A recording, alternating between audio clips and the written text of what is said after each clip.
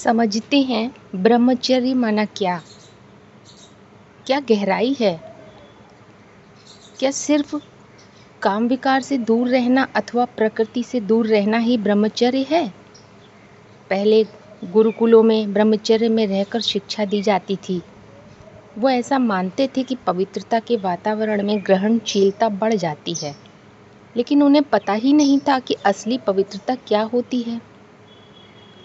तो आज समझते हैं ब्रह्मचर्य की क्या गहराई है। सामान्य अर्थ ब्रह्मचर्य का केवल काम विकार से दूर रहना नहीं है। ब्रह्मचर्य माना ब्रह्म में चर्या करना, ब्रह्म में विचरण करना, सत्य में जीना।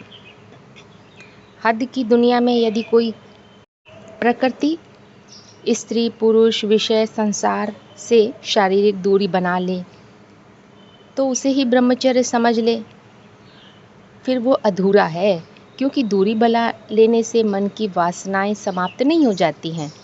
कोई जंगल में बैठा हो पर मन में विषयों का चिंतन चलता रहे, ऐसी स्थिति में बाहरी पवित्रता तो है पर भीतर अशुद्धि बनी हुई है।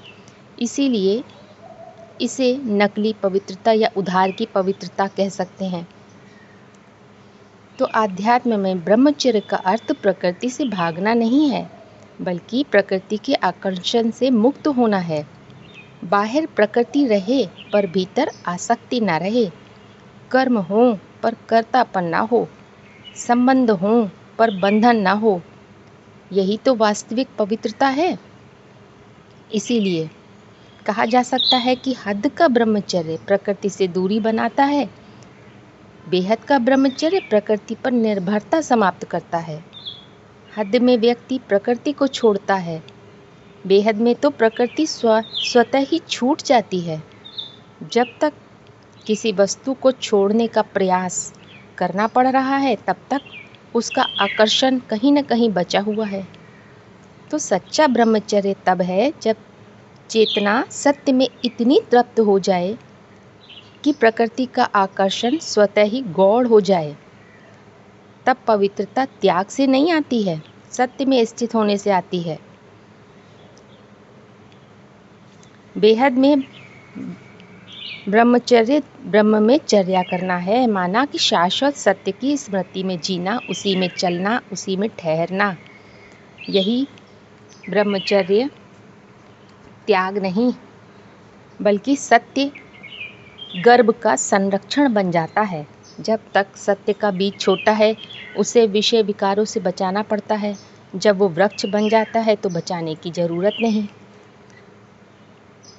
तो स्टूडेंट लाइफ की बात है, वहाँ तो गुरुकुल में स्टूडेंट लाइफ होती थी, पढ़ाई पढ़ते थे। यहाँ पर आध्यात्म में है गॉडली स्टूडेंट लाइफ, क्योंकि ईश्वरीय पढ़ाई पवित्रता के आधार पर ही पढ़ी जा सकती है।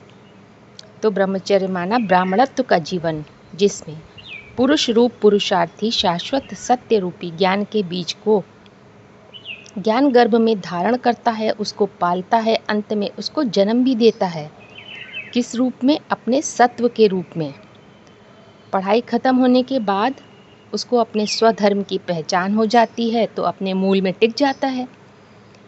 ईश्वरीय विद्यार्थी जीवन में ब्रह्मचर्य का अर्थ है शाश्वत सत्य को अपने अंतःकरण में धारण करना। लेकिन यहाँ पर गर्भधारण पुरुष करता है, प्रकृति नहीं। जैसे एक माता गर्भ में शिशु को धारण करके उसका पालन पोषण करती है, वैसे ही पुरुषार्थी ज्ञान गर्भ में सत्य रूपी बीज को धारण करता है। वह उस बीज को स्मृति, मनन, चिंतन और योग के जल से सींचता है। धीरे धीरे वो बीज उसके संस्कारों, दृष्टिकोण और जीवन में अंकुरित होने लगता है। तो ब्रह्मचर्य केवल त्याग नहीं है, आध्यात्मिक गर्भधारण है। स्थूल दुनिया में तो गर्भधारण के लिए पिता बीज देता है और माता उसे धारण करके विकसित करती है। वहाँ दोनों की आवश्यकता है। लेकिन आध्यात्म में पुरुषार्थी ज्ञान गर्भ धारण करता है, तो यहाँ पुरुष और प्रकृति शारीरिक तल पर नहीं है, बल्कि एक ही चेतना के दो आयाम हैं। माने सत्य ज्ञान या ब्रह्म वाक्य तो बीज हो गया, बुद्धि, मन, चित्त ये हो गया प्रकृति या गर्भभूमि, गर्भ साक्षी चेतना है। पुरुष तो जब साधक किसी शाश्वत सत्य को सुनता है तो पहले वो बीज के रूप में बुद्धि में प्रवेश करता है, फिर वही पुरुषार्थी अपनी बुद्धि, मनन, चिंतन, स्मृति के द्वारा उस बीज को धारण करता है। तो इस दृष्टिकोण से पुरुषार्थी के भीतर ही माता पिता दोनों ही स्तर मौजूद हैं। माना जब वो सत्य को धारण करता है, जब वो सत्य को ग्रहण करता है, तब वो ग्रहण करके पालता पोसता है, तब वो प्रकृति माता का रूप है। लेकिन उसके लिए पहले उसे बीज तैयार करना पड़ता है। ज्ञान का चिंतन मंथन करके बीज तैयार करता है, तो वो पिता का रूप हो गया। तो चेतना पुरुष और अंतःकरण प्रकृति दोनों ही भीतर हैं। इसीलिए साधना में कहा जाता है कि साधक स्वयं ही खेत है, बीज भी है, किसान भी, तो फल का भोक्ता भी। वास्तव में बीज भी परमात्मा का है, गर्भभूमि भी परमात्मा की है, शक्ति भी उसी की है। और पुरुषार्थी केवल उस प्रक्रिया को सजगता से होने देता है। तब ब्रह्मचर्य का अर्थ केवल इंद्रिय संयम नहीं, बल्कि सत्य को अपने अंतःकरण में इतनी निष्ठा से धारण करना कि वो विचार न रहकर स्वभाव बन जाए। जब सत्य स्वभाव बन जाता है तब आध्यात्मिक गर्भ प्रत्यक्ष होता है, जिसे जन्म कहा गया है। इसे ही अनुभूति, आत्मबोध या दूसरा जन्म ब्राह्मणों का, जिसे द्विज कहा जाता है। तो इस अर्थ में ब्रह्मचर्य केवल संयम नहीं, स्वधर्म के जन्म की तैयारी है। ये बाहरी नियम से अधिक आंतरिक रूपांतरण की प्रक्रिया है।